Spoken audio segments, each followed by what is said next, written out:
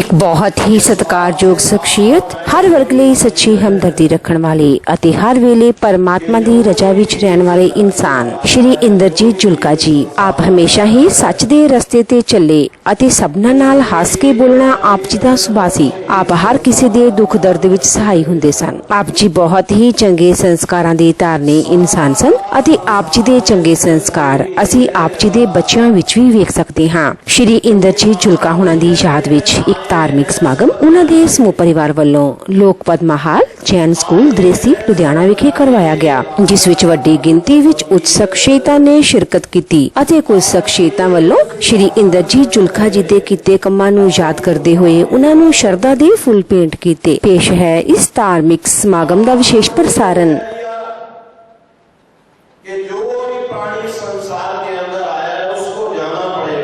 स्थिर कोई भी नहीं रहने वाला, लेकिन सात महापुरुषों ने कह दिया एक सिंहासन चढ़ चले और एक बांधे जात जंजीर। अब विचार इस सभा में बैठकर ये है कि कौन जंजीरों से बंधा हुआ गया और कौन सिंहासनों पर बैठकर गया।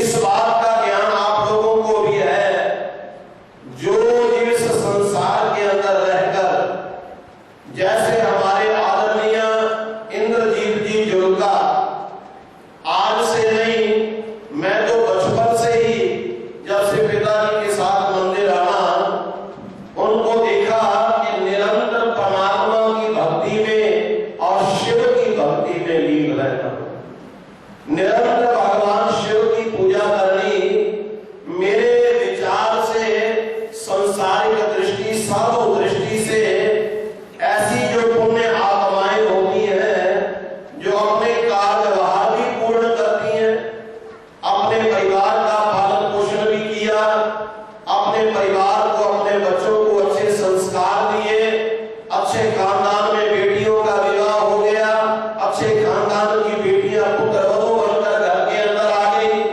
अपने संसार के कार्य व्यवहार भी किए और परमात्मा का भी सिमरण किया।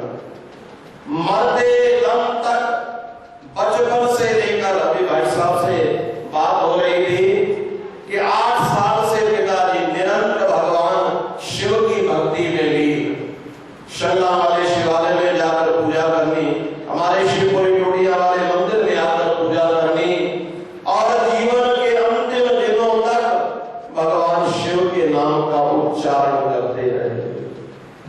तो मेरी दृष्टि से शास्त्रों के अनुसार ऐसा इंसान जो होता है कभी मरता नहीं है। मरता तो वो इंसान है जो इंसान केवल अपना ही पेट पालने में लगा हुआ है। अपना पेट तो जानवर भी भर लेता है। परमात्मा ने, ईश्वर ने 84 लाख योनियों को भोगने के बाद इंसान को मनुष्य शरीर दिया जो केवल अपना पेट पालने में लगा हुआ है, न कभी परमात्मा का सिमरण किया, न परमात्मा का भजन किया। ऐसी पाप आत्माएं जंजीरों से बंधी हुई। और इंद्रजीत जी जुल्का, जिनका नाम ही इंद्रजीत था, कि परिवार के अंदर रहते हुए अपने परिवार का पालन पोषण भी किया और अपनी इंद्रियों को 5 कर्म इंद्रियां, 5 ज्ञान इंद्रियां और 11वीं हमारी आत्मा, अपनी इंद्रियों को अपने बस में करते हुए प्रभु चिंतन भी नहीं छोड़ा, हर समय परमात्मा का सिमरण करते रहे। हमारे सब लोग दिवंगत आत्मा की आत्म शांति के लिए शोक संतप्त इस परिवार को सांत्वना देने के लिए यहाँ आए। हमारे यहाँ ऋषि महर्षियों ने जैसे जन्म को महत्व दिया ऐसे मृत्यु को भी दिया। जातस्य हि ध्रुव मृत्यु ध्रुवम धर्म प्रसिद्ध अस्मात् अपरिहार्यते न तुम शोचितुम अर्हसि। विषम पितामह द्रोणाचार्य की क्या बात, इनसे भी बड़े बड़े पूर्वज चले गए। इसलिए मृत्यु के समय में हमारे यहाँ शोक करना मना बताया। हमारे शास्त्रों में यहाँ तक लिखा है कि जब आदमी चला जाता है और उसके पीछे कुछ लोग रोते हैं तो उसको उसके आंसुओं का पान करना पड़ता है, क्योंकि खास करके मनुष्य का शरीर, सब आप लोग जानते हैं 84 लाख योनियों में एक ये शरीर ऐसा है जो इस आवागमन के चक्कर से मुक्त हो सकता है। तो पैदा होता है उसकी मृत्यु निश्चित होती है, और जिसकी मृत्यु होती है उसका जन्म भी निश्चित होता है। इसलिए मृत्यु और जन्म के चक्कर से बचने के लिए मनुष्य का शरीर है। लेकिन भगवान की माया भी इतनी विचित्र है कि जीव इसी चक्कर में घूमता रहता है, या घूमना पसंद करता है, पुण्य कर्म करता है, पाप कर्म करता है। जिन्हें के निमित्त आज ये पाठ रखा गया है, इनको देखिए, वो आरंभ से ही बड़े धार्मिक वृत्ति के आदमी थे। उन्होंने अपने जीवन में धार्मिक संस्थाओं से विशेष संपर्क रखा और सारा ही परिवार एक प्रकार से धार्मिक रहा। बात धार्मिक अधार्मिक की नहीं है, बात तो जाने की। कितना ही बड़ा धर्मात्मा हो, पुण्यात्मा हो, महात्मा हो, इस लाइन से सबको गुजरना ही पड़ेगा।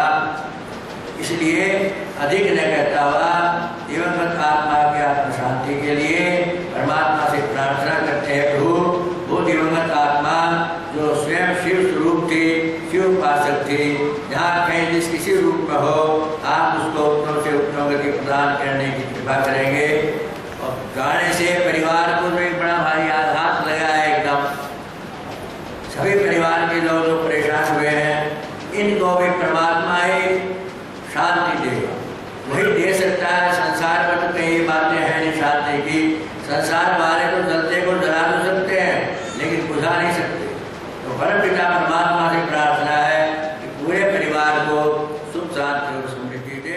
हरिओम। जीवात्मा जो कई प्रकार की धार्मिक संस्थाओं से जुड़ी हुई, चाहे वो श्री वेद मंदिर है और चाहे हमारा टूटिया वाला मंदिर, निरंतर कई वर्षों तक सेवा करते वहां के सेक्रेटरी के रूप में निस्संदेह जाने वाली जीवात्मा अपने परिवार, अपने बच्चों को आशीर्वाद देती हुई कि आए थे हम शहर को। जैसे मैंने पहले भी 11वें अध्याय की बात जो महाराज श्री ने कहा, मैंने भी आपको बताया कि गरुड़ पुराण के 11वें अध्याय में स्पष्ट लिखा है कि इंसान जितना भी लाभ करता है, जितने आंसू धरती पर गिरते हैं, वो सारे आंसू प्रेत आत्मा को पीने पड़ते हैं। जाने वाला जी भी यही कहता है कि रोके न मुझको